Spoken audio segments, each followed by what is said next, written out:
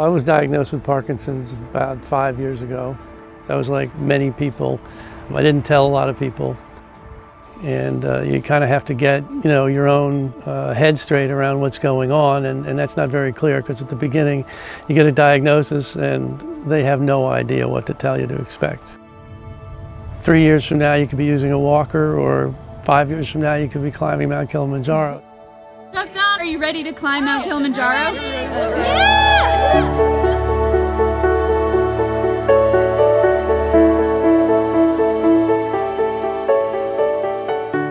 When I first got diagnosed, you don't know what you're up against, and it's hard to share that with people.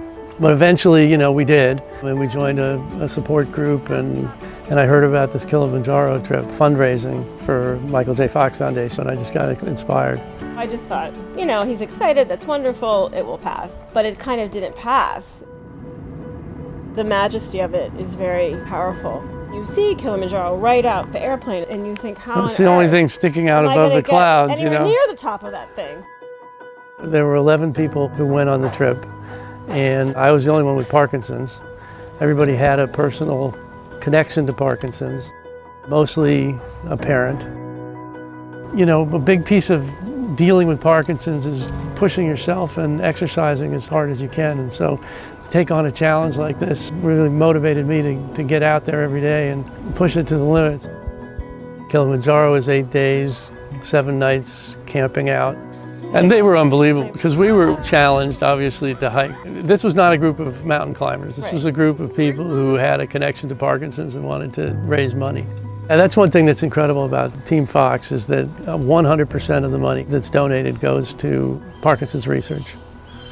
So it's incredible. It's the great unknown when you do something like this. The mountain is 19,341 feet high. And there's a little bit more than half as much oxygen up there as there is down here. And you just don't know until you do it how it's going to affect you. At the beginning you think, okay, I got to make it to the summit, and that's the only thing. But as it goes along, the journey becomes so, full of different aspects of testing your own limits, sharing different experiences with people, getting to know people, and the guides and the porters, and it was just an incredible cultural experience.